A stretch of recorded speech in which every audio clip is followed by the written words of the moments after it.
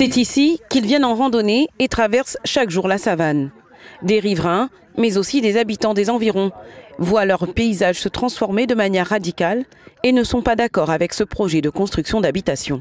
Maman elle était surprise de voir qu'il défrichait partout sans que nous l'avions un panneau quelconque qui informe à nous que des constructions y allaient arriver. Tout à l'heure là, on dit qu'il y a eu une enquête publique, tout ça, mais moi, jamais vu rien. Moi. Où habite où? J'habite en l'air là-bas, ici dans le secteur, là. Moi, jamais rien vu. Et moi, je pense qu'il faut protéger la savane et ne pas construire. Il marche là 3-4 fois par semaine déjà. Et quand on voit ce que est en train de faire dans la savane, alors que moi, en tant que petit maman, il mettait quoi déjà dans la savane? Aujourd'hui, on a 52 ans. Et quand on regarde ça, mais c'est une désolation. On comprend, c'est une désolation population pour ceux qui aiment la savane, la nature, etc. Donc, il ne connaît pas qui a donné la décision de faire ça, mais il faut y réfléchir un peu avant de faire des choses comme ça. Il sera construit ici par la Cédrée, le bailleur social, la ZAC Renaissance 3, avec plus de 2500 logements, un pôle commercial de 24 000 m², un projet d'envergure où la population réunionnaise n'a pas eu son mot à dire malgré une enquête publique, selon ces associations de défense de l'environnement. Ce dont on s'est rendu compte très rapidement quand on a vu ces enquêtes sortir, c'est que la communication était très limitée. Vraiment, il n'y a qu'à voir le panneau qui est encore là-bas. Pour l'annonce de l'enquête, on aurait mis un timbre-poste à la place, ça aurait été pareil.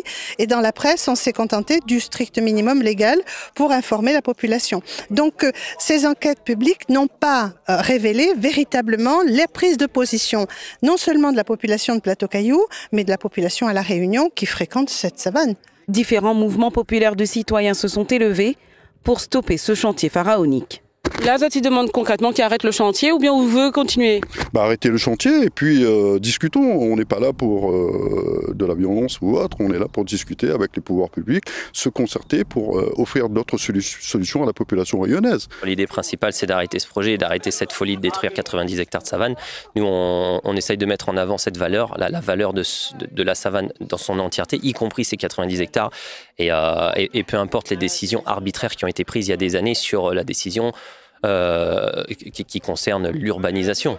Seules 9 personnes se sont exprimées lors des 2 enquêtes publiques lancées au moment de la validation de ce projet. Aujourd'hui, une pétition contre le projet de la ZAC Renaissance 3 circule. 10 000 signatures ont été récoltées à ce jour.